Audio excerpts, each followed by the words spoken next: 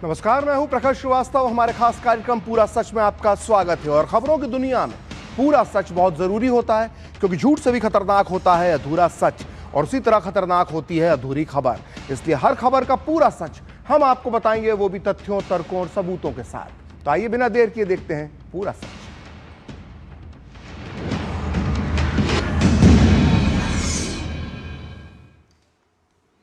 तो दोस्तों, ये बात आजादी के 5.5 महीने बाद की है, और वो तारीख थी 29 जनवरी 1948, और वो जगह थी अमृतसर। बंटवारे के बाद पूरे उत्तर भारत में सांप्रदायिक तनाव था, दंगे हो रहे थे, और उसी समय देश के पहले प्रधानमंत्री पंडित जवाहरलाल नेहरू अमृतसर पहुंचे थे, और उन्होंने यहां अपने एक भाषण में कहा था कि हम आरएसएस को जड़ मूल से नष्ट करके ही रहेंगे, यानी आरएसएस के नाम को भारत से मिटा देंगे।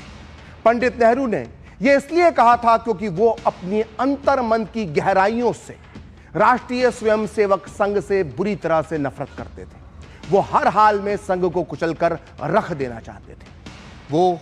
तो जब नेहरू ने अमृतसर में यह कहा कि हम आरएसएस को जड़मूल से नष्ट करके रहेंगे, तो यह बात बिजली की गति से पूरे देश में फैल गई।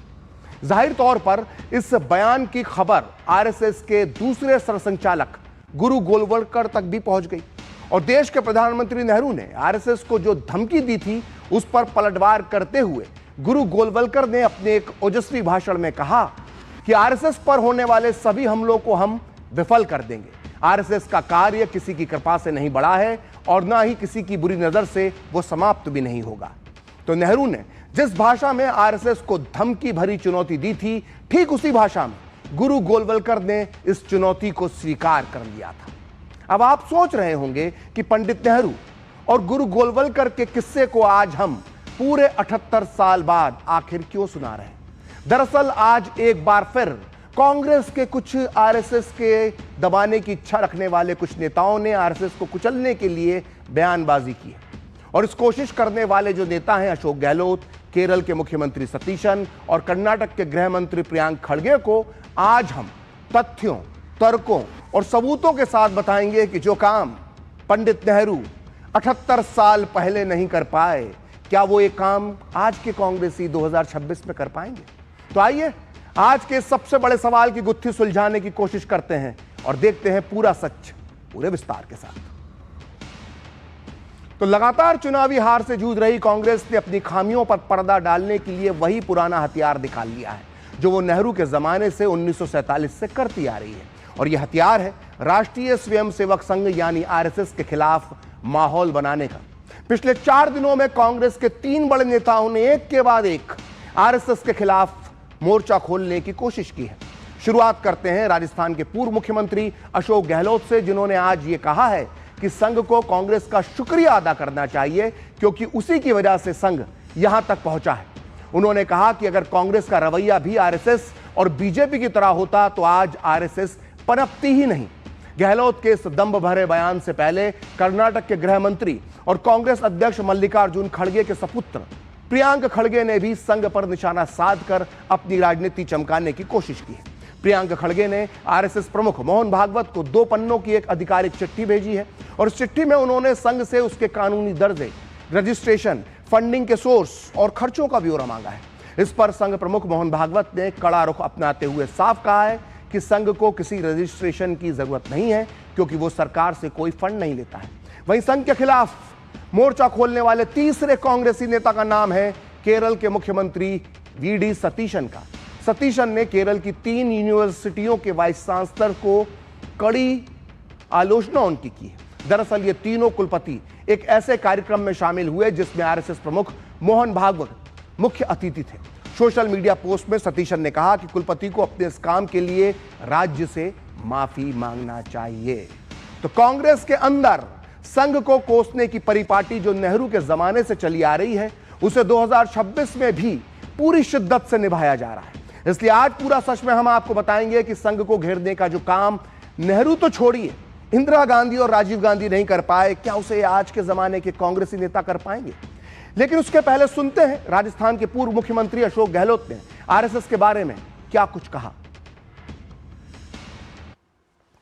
इतना बड़ा संगठन है, 100 वर्ष पूरे हो गए उनको, और उनको शुक्रिया अदा करना चाहिए कांग्रेस सरकारों का और कांग्रेस का। आज जो आरएसएस यहाँ तक पहुंची है, अगर कांग्रेस का रवैया भी आरएसएस और बीजेपी की तरह होता, अगर इनका अप्रोच वही होती जो आज अप्रोच पूरे मुल्क के साथ में है, तो आरएसएस पनपती नहीं। 2 बार बैन किया इसको गांधी की हत्या पर और बाद में इमरजेंसी पर, वहां पर बैन हटा दिया, माफी मांग ली थी। तो कांग्रेस नेताओं की आरएसएस को लेकर जारी बयानबाजी पर बीजेपी नेताओं ने भी जोरदार पलटवार किया है।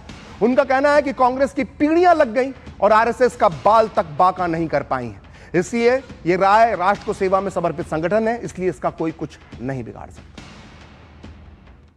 कांग्रेस की पीढ़ियां लग गई, वो आरएसएस का बाल बाका नहीं कर पाए, और अभी भी जिस तरह की बयानबाजी वो कर रहे हैं उससे कुछ हासिल होने वाला कांग्रेस को नहीं है। कांग्रेस पार्टी सिर्फ नफरती बयान दे रही है। राष्ट्रीय स्वयंसेवक संघ एक ऐसा गवर्नमेंट नॉन गवर्नमेंट ऑर्गेनाइजेशन है कि जो सारे देश में फैला हुआ है, करोड़ों करोड़ सदस्य उसके हैं, और उसके लिए किसी पंजीकरण की आवश्यकता नहीं है, किसी उसके लिए रजिस्ट्रेशन की आवश्यकता नहीं है। तो अशोक गहलोत बोल रहे हैं कि कांग्रेस की सरकारें चाहती तो आरएसएस पनपती ही नहीं। ऐसे में आज न केवल गहलोत बल्कि प्रियांक खड़गे और वीडी सतीशन जैसे संघ विरोधी मानसिकता रखने वाले कांग्रेस के नेताओं को पूरा सच बताना बहुत जरूरी हो जाता है। उन्हें इतिहास के कुछ तथ्यों, तर्कों और सबूतों के माध्यम से आज यह बताया जाएगा कि नेहरू ने भी संघ को कुचलने की जी जान से कोशिश की थी, लेकिन फिर भी नेहरू आरएसएस को पनपने से नहीं रोक पाए। तो आज के ये कांग्रेस के नेता ये कैसे कर पाएंगे? दरअसल आजादी के बाद से ही कांग्रेस के कई बड़े नेता आरएसएस सिंड्रोम के शिकार रहे, और यह सिंड्रोम आज के कांग्रेसी नेताओं के अंदर भी कूट कूट कर भरा हुआ है। तो कांग्रेस का यह संघ विरोधी सिंड्रोम उसी समय सामने आ गया था जब पंडित नेहरू देश के पहले प्रधानमंत्री बने थे। 1947 से ही नेहरू आरएसएस को अपना सबसे बड़ा दुश्मन मानने लगे थे। अपनी इसी नफरत की वजह से नेहरू संघ को पूरी तरह से कुचलना चाहते थे, और इसके लिए वो देश के हर सांप्रदायिक समस्या के लिए आरएसएस पर झूठा इल्जाम लगाते रहते थे, जैसा कि आज के कांग्रेस के नेता भी करते हैं। मिसाल के तौर पर आजादी के बाद जब दिल्ली में दंगे हुए तो नेहरू ने इसके लिए आरएसएस को जिम्मेदार ठहराया। जब अजमेर में दंगे हुए तो नेहरू ने इसका ठीकरा भी आरएसएस के सर पे फोड़ दिया। यूपी के गढ़मुक्तेश्वर में हुए सांप्रदायिक दंगों के पीछे भी नेहरू आरएसएस का हाथ मानते थे। यहां तक कि इन दंगों के बाद नेहरू यूपी के तत्कालीन मुख्यमंत्री गोविंद बल्लभ पंत पर संघ के खिलाफ कोई बड़ा एक्शन लेने का दबाव भी बना रहे थे, और इसका सबूत मिलता है नेहरू के उस पत्र से जो उन्होंने 29 दिसंबर 1947 को गोविंद बल्लभ पंत को भेजा था। Selected works of Jawaharlal Nehru की सीरीज 2 के वॉल्यूम 4 के पेज नंबर 222 पर प्रकाशित हुए इस पत्र में नेहरू लिखते हैं कि प्रिय पंत जी, आपने कहा था कि आप आरएसएस के खिलाफ एक्शन लेने वाले हैं। ये कब होगा? मुझे लगता है कि अगर ये जल्दी किया जाता है तो बेहतर होगा। तो नेहरू ने ये जो पत्र पंत को लिखा था, क्या आपने उस पत्र की तारीख पर गौर किया?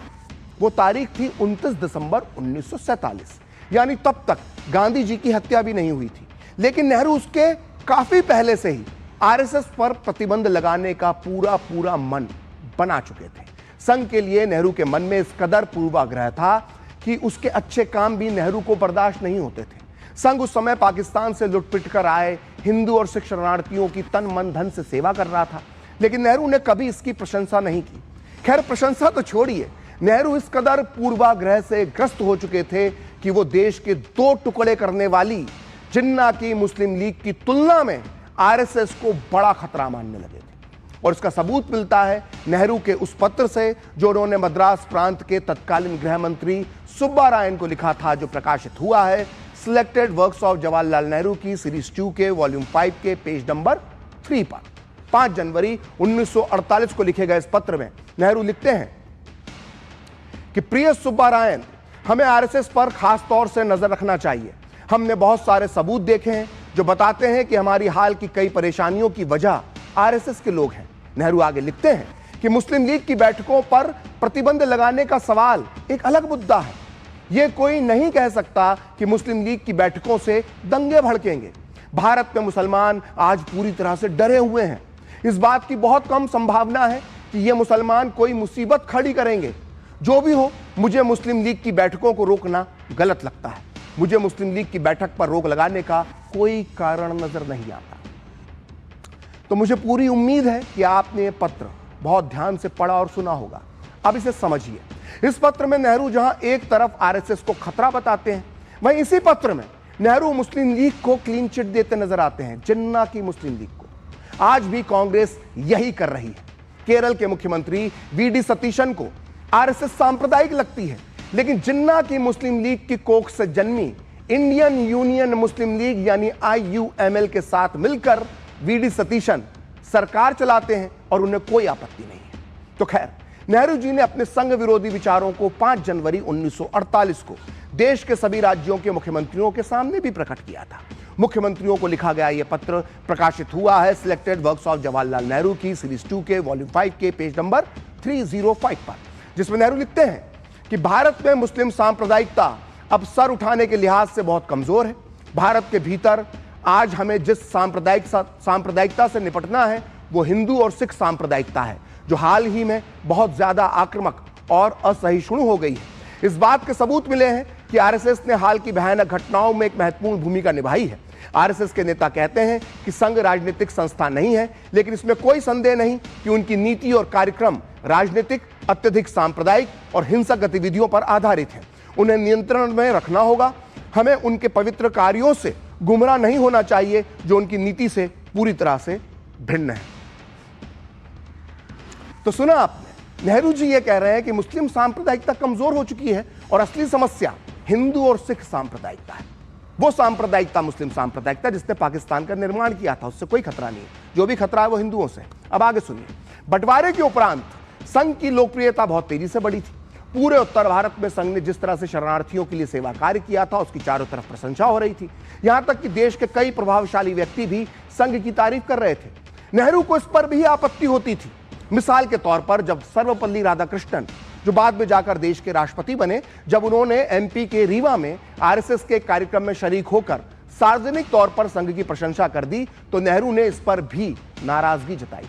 ठीक उसी तरह से जिस तरह से केरल के मुख्यमंत्री आज संघ के कार्यक्रम में जाने की वजह से वाइस चांसलरों से माफी मांगने के लिए बोल रहे हैं।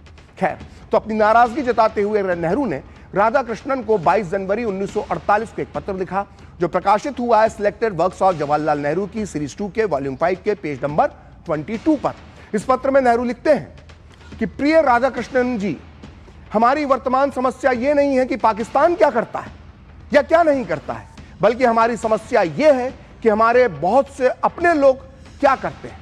इस बारे में मैं कहना चाहता हूं कि कुछ समय पहले मुझे पढ़कर बड़ा अफसोस हुआ कि आपने आरएसएस को प्रोत्साहित किया था। यह संगठन वर्तमान में भारत में सबसे शरारती संगठनों में से एक है। तो नेहरू ने कई बार आरएसएस के प्रति अपनी घृणा, अपने जहर, अपनी नफरत को प्रदर्शन किया, लेकिन हमने अभी तक आपको जानबूझकर उनके सिर्फ उन्हीं बयानों को दिखाया है जो उन्होंने गांधी जी की हत्या से ठीक 1 महीने पहले संघ के बारे में दिए थे। इन बयानों को पढ़ने और समझने के बाद यह साफ हो जाता है कि नेहरू जी गांधी जी की हत्या के बहुत पहले से ही आरएसएस की नकेल कसना चाहते थे और गांधी जी की हत्या के बाद यह मौका उनके हाथ में आ गया और उन्होंने यही किया। आरएसएस पर प्रतिबंध लगा दिया गया, लेकिन संघ के प्रति बदले की भावना से ग्रस्त नेहरू ये नहीं जानते थे कि गांधी हत्याकांड के बाद संघ पर आरोप लादकर उस पर प्रतिबंध लगाना तो बहुत आसान था, किंतु उसे गांधी का हत्यारा साबित करना बहुत कठिन कार्य था। लेकिन नेहरू जी ने इसके लिए भी पूरे प्रयास किए, जैसा कि आज के गहलोत, सतीशन और प्रियांक खड़गे जैसे कुछ कांग्रेसी नेता कर रहे हैं।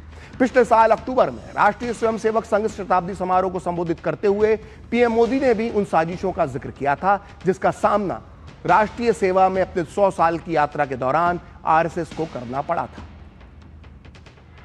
राष्ट्र साधना की इस यात्रा में ऐसा नहीं है कि संघ पर हमले नहीं हुए, संघ के खिलाफ साजिशें नहीं हुई।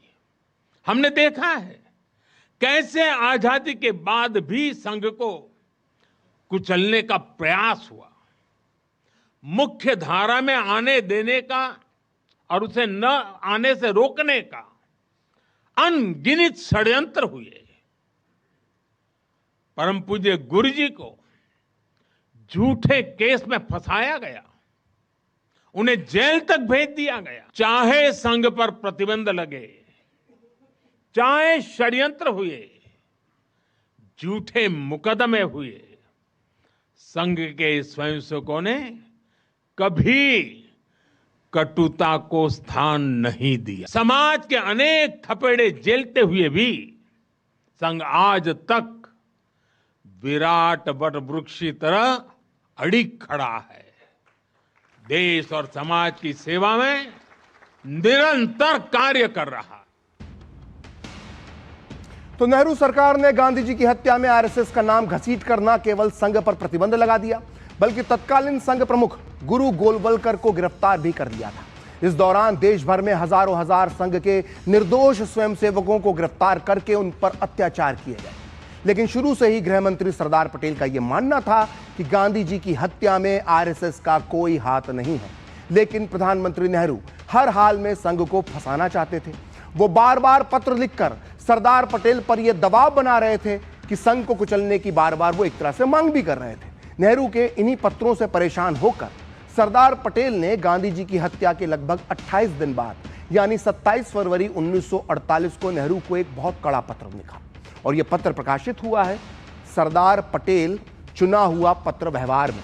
इस पुस्तक का संपादन स्वयं सरदार पटेल के पर्सनल सेक्रेटरी वी शंकर ने किया है। यह पुस्तक इस वक्त मेरे हाथ में है और इस पुस्तक के पेज नंबर 294 पर जो लिखा हुआ है उसे हर कांग्रेसी नेता को ध्यान से पढ़ना चाहिए जो आरएसएस पर झूठे और अनर्गल आरोप लगाते हैं। तो सरदार पटेल ने नेहरू जी को लिखा था कि मैं करीब रोज बापू की हत्या के मामले में चल रही जांच पर व्यक्तिगत तौर पर नजर रख रहा हूं। आरएसएस का इस हत्याकांड से कोई संबंध नहीं है। गांधी हत्याकांड में कई सूचनाएं हमें गुमनाम सूत्रों से प्राप्त होती हैं जिनकी जांच होने पर उनमें से 90% झूठी पाई जाती है।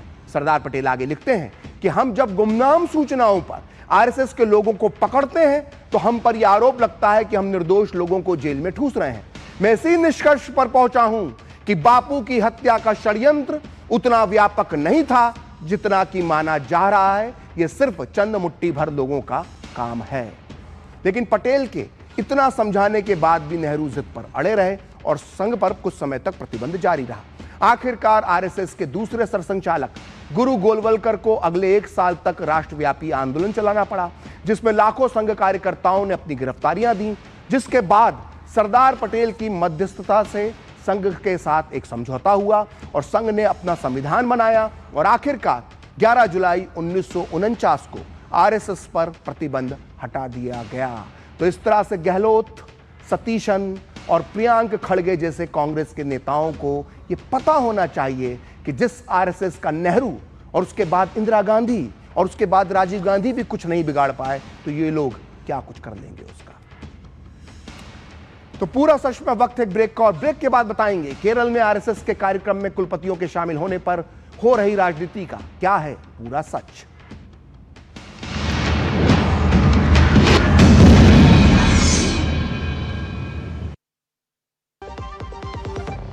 हमें पता है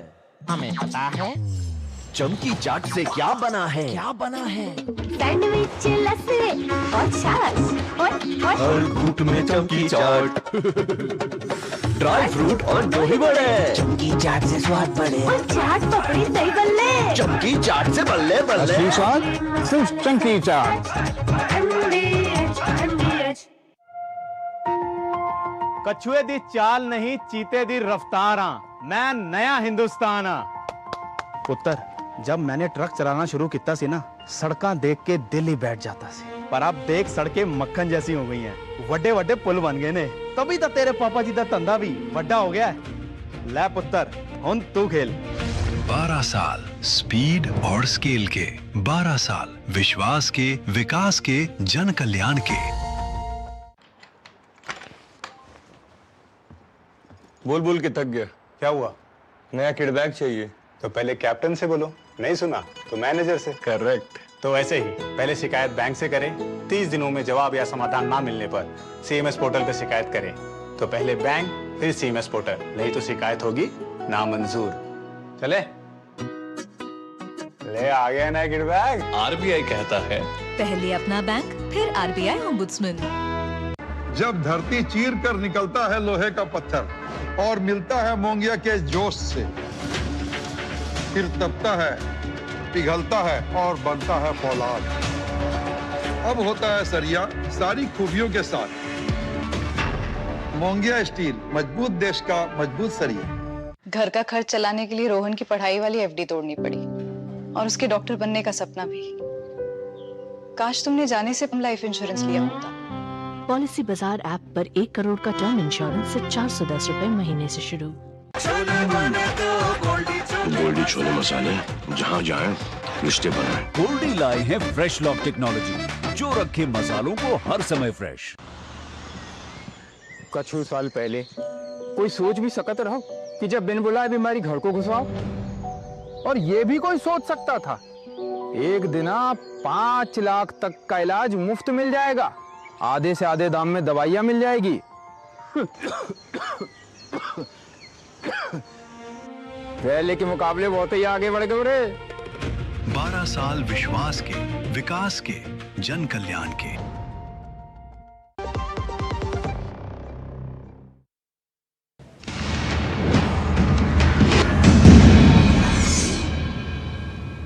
तो ब्रेक के बाद पूरा सच में आपका फिर से स्वागत है। और केरल में राष्ट्रीय स्वयंसेवक संघ के शताब्दी समारोह में 3 विश्वविद्यालयों के कुलपतियों की मौजूदगी को लेकर भी कांग्रेस ने राजनीति शुरू कर दी। केरल के मुख्यमंत्री वीडी सतीशन ने आरोप लगाया है कि आरएसएस नेता के कार्यक्रम में शामिल होकर कुलपतियों ने उस गरिमा को ठेस पहुंचाई है जो उनके पद से जुड़ी हुई है। उन्होंने सोशल मीडिया पर जारी बयान में कहा है कि केरल की शैक्षणिक परंपराएं हमेशा लोकतांत्रिक, प्रगतिशील और धर्मनिरपेक्ष मूल्यों से जुड़ी रही हैं। ऐसे में किसी वैचारिक संगठन के कार्यक्रम में कुलपतियों की भागीदारी गंभीर चिंता का विषय है और इसके लिए तीनों कुलपतियों को सार्वजनिक रूप से माफी मांगना चाहिए। तो केरल के मुख्यमंत्री सतीशन कुलपतियों से माफी मांगने को बोल रहे हैं क्योंकि वो आरएसएस प्रमुख मोहन भागवत के कार्यक्रम में शामिल हुए थे। लेकिन बड़ा सवाल यह है कि क्या खुद सतीशन माफी मांगेंगे? यह हम इसलिए कह रहे हैं क्योंकि यह बयान देकर सतीशन खुद ही अपने जाल में फंस गए हैं। दरअसल सोशल मीडिया पर मुख्यमंत्री सतीशन की एक 20 साल पुरानी तस्वीर सामने आ गई है। 2006 की इस तस्वीर में सतीशन आरएसएस के दूसरे सरसंघचालक गुरु गोलवलकर के जन्म शताब्दी पर आयोजित कार्यक्रम में नजर आ रहे हैं। बीजेपी के नेता के सुरेंद्रन ने इस तस्वीर को साझा करते हुए एक पूछा है कि अगर किसी को माफी मांगनी है तो सतीशन को पहले माफी मांगना चाहिए। सवाल तो सतीशन से यह भी पूछना चाहिए कि क्या इसके पहले आरएसएस के कार्यक्रम में शामिल हो चुके पूर्व राष्ट्रपति और कांग्रेस के वरिष्ठ नेता प्रणब मुखर्जी से भी वो माफी मांगने को कहते। तो पूरा सच में अब वक्त है एक ब्रेक का, और ब्रेक के बाद भी खबरों का सिलसिला जारी रहेगा।